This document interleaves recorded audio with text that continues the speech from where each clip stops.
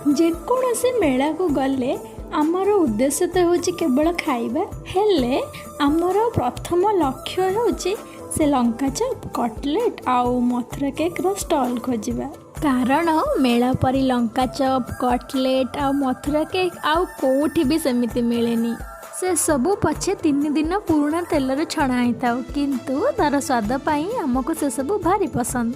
ठीक से परी मनीष पछे जेते खराब स्थान आसी था तार भल गुण पाई से परिचय पाए एवं समस्तंकर प्रिय होता है।